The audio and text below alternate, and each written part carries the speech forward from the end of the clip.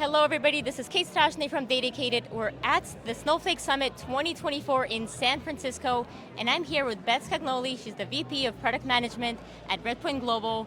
Beth, how are you doing today? So great, so much fun, having a blast. How are you? So many people. Absolutely. So many crowds, I love it. Every time I stop by, you guys have a good crowd here. A lot of energy, Yes. a lot of energy. A lot of excitement around data and AI and all the cool stuff that's happening.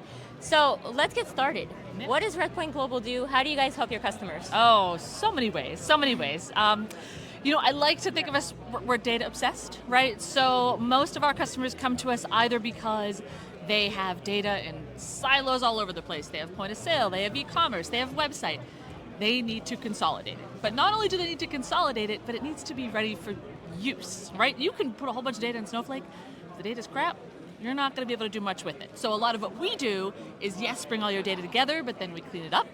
We do address verification, we're validating phones and emails, so now you know the data you brought in is also good, and we create that golden record. Now you take your golden record, you can send it off to an ESP, to your website, you're doing your personalization. So really it's about unifying all that data, solving A, that problem first, and then B, how can I then activate it? How can I use it? It's great that I have it, I got to do something with it. So that's what we work with that as well. Data is not worth anything unless you're actually using it. You got to do something with it, especially in the land of Gen AI, right? Everyone needs AI. If your data's not fit for purpose, I don't care how cool your model is, you're not going to be able to do a whole lot with it. So we all want AI. We sure do. We don't want to clean our data, though. We do not. That's boring. AI is fun. Data cleanup is boring. So we do the boring stuff. You like the boring. You're so excited about it. I love the boring stuff. Yes.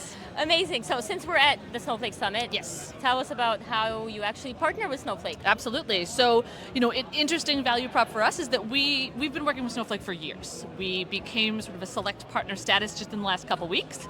But really, we work right on top of Snowflake, which is so great. So all of the compute, all the queries that we run, you're not moving data. There's no latency, there's no lag, there's no ingress, egress.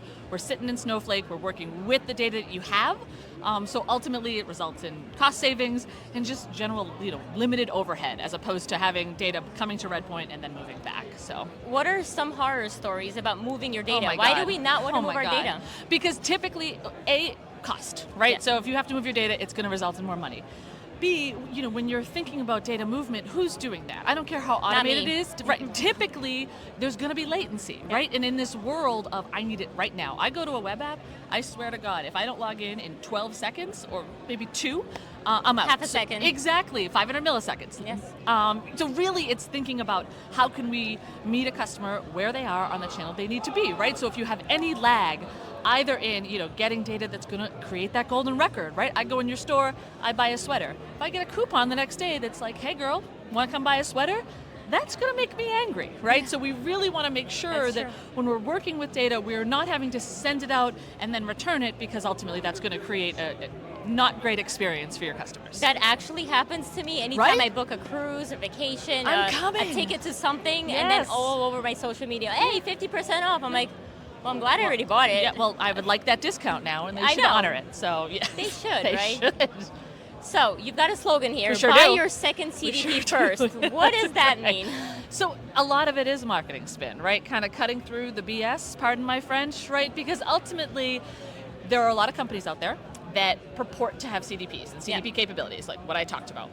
However, once we get into implementation, post-implementation, it doesn't scale. Or the requirements limit them to a very small set of use cases. Or you need to be very technical. You need to know SQL to segment your data, right? So now you have this sort of IT nightmare of trying to help marketers, when really a CDP should be something that a business user, a marketing user can use and get what they need without having to beg IT to pull views for them. So what's IT going to do? Exactly. So we say this kind of came out of having real stories of customers that went with a competitor. They come back a year or so later saying, you know what, actually we'd like to work with you. So you'll be back. We're the second CDP, but just buy us first. You'll save so much time and money. So, exactly. Save time, save money. That's right. Go with them first. That's right. So benefits of working with you and with Snowflake. Some of the benefits of the partnership, and talk about Composable CDP. Yeah. So I think ultimately, again, working with Snowflake, we've worked with Snowflake for a while. We've always had the zero copy. However, having a new partnership with Snowflake, we have access to these SMEs that have worked with CDPs, right? So they understand our value prop. They see value in what we're doing. So they're really helping us to continue to optimize, right? We've had a bunch of new features and optimizations around Snowflake, how we work with dynamic tables, hybrid tables. Seeing so much here, this week that is, got my product brain spinning, and what else can we do to really make Snowflake work so that when I am a Snowflake user, I need a CDP, it's really easy to get up and running. You don't have to jump through a ton of hoops. So really that's what we're looking for. And I guess to the composable side, we were kind of an OG composable CDP, I like to say. They had it there first. That's right, we did. But really, we think about things in terms of sort of data ingestion, data quality, identity resolution, and then all the way through to activating your data for reporting analytics or to multiple channels. If you just want to use this for identity resolution, that's cool. If you just want to use this for segmentation, that's also cool, right? A lot of our partnerships are with companies like Braze, with companies like even Twilio Segment that may be doing some of the same things that we're doing, but ultimately it's okay because we can work together. So really, I think that's another value prop with this composable CDP is if it's truly composable, it shouldn't be a big deal, right? So if you were just using identity resolution, you say, I do want your segmentation, shouldn't be, well, this is going to be, a 2-year implementation. No, you should be able to work with it pretty seamlessly because of how we built the software and put it together. So I love it. Thank you for that. Yeah, so no problem. last question is, where can people go to learn more, follow the journey, get the product, get a demo? Yeah, absolutely. Redpointglobal.com is probably the best. Follow us on LinkedIn, and happy to help, happy to demo. Come see us. Absolutely. Well, Beth, thank you so much for your time. Thank you. This is Kate from DATAcated at the Snowflake Summit.